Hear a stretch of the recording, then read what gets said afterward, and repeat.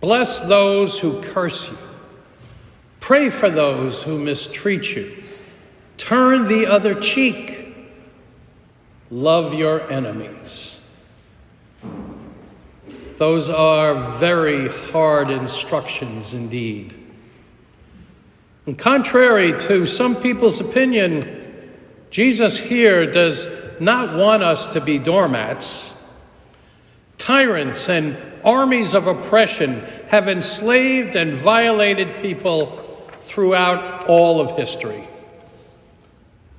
For the Romans, their Jewish victims were like throwaway rags. They could take their cloaks at any time or slap their cheeks at will.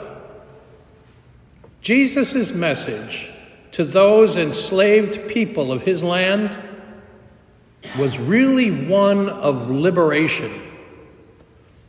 They might not have had dignity in the eyes of the Romans or the high priests and the rich who colluded with them, but they were valuable treasures in God's eyes.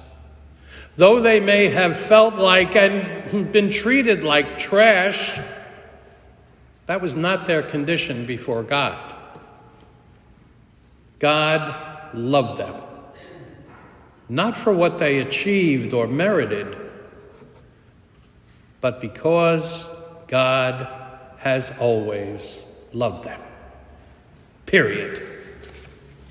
So, if someone heard Jesus' message and believed that they were loved and precious to God, then when a Roman brute slapped them on the cheek and the victim turned the other cheek just as Jesus instructed, who is really the stronger of the two?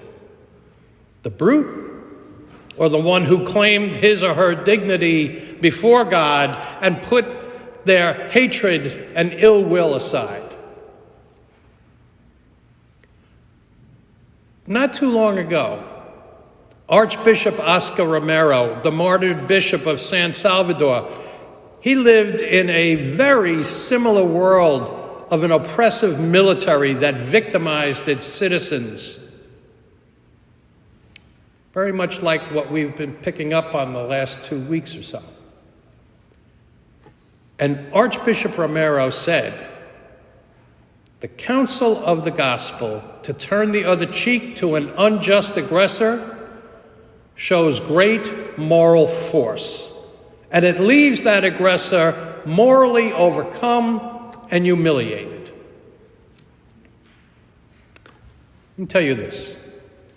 The setting and the cast of characters that you'll find in any gospel story becomes really important to help us understand the meaning of that story. So take a look at Jesus' audience in today's gospel reading. Luke says that Jesus is speaking to disciples. That means he's talking to those who are already committed to him, like us, who have the faith that is open to grace. A disciple literally sits at the feet of the teacher. That's where Jesus' disciples heard the teachings about God. And Jesus told them and us that we do not obey God's teaching in order to earn God's love, but rather we already have that love. In fact, Jesus takes this one step further. He includes the oppressors. Jesus teaches us about them in his sermon. The Most High is kind to the ungrateful and the wicked. That's what Jesus says. So, already having God's love, the true disciple strives through Jesus to imitate God. We don't act that way so God will be merciful. We love and forgive because God is already merciful. So we must be merciful and forgiving with others. Forgiveness is so uncommon in our world. that when it happens, it can stun and befuddle people.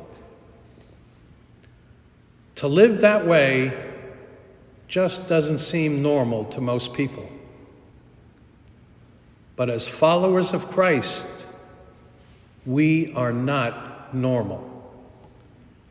To live a normal human life would be doing what most people do. But Christians are recognized because there is no earthly reason for doing what we do.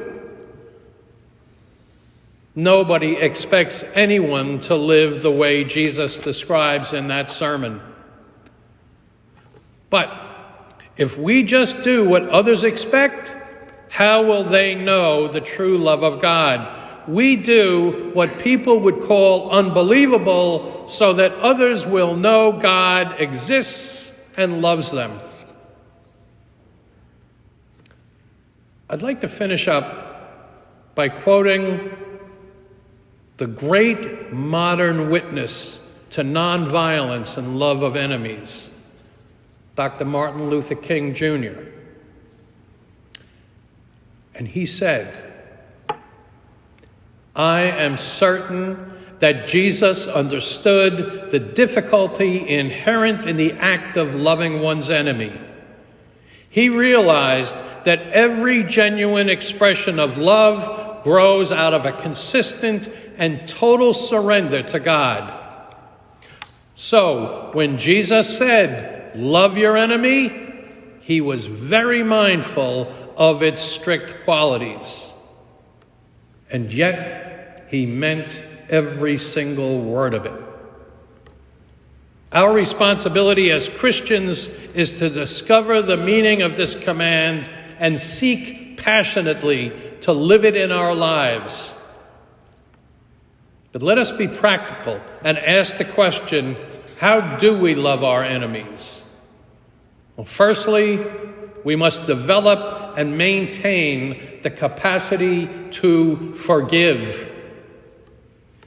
Whoever is devoid of the power to forgive is also devoid of the power to love. It is impossible even to begin the act of loving one's enemies without the prior acceptance of the necessity of forgiving those who inflict evil and injury upon us over and over again.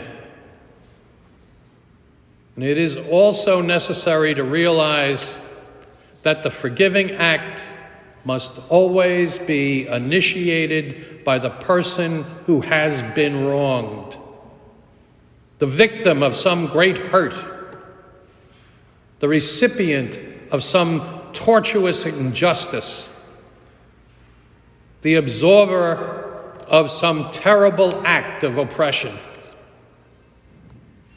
Now, the wrongdoer may request forgiveness.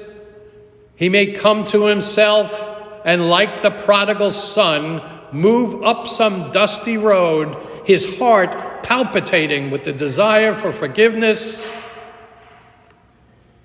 But it is only the injured neighbor, the loving father back home,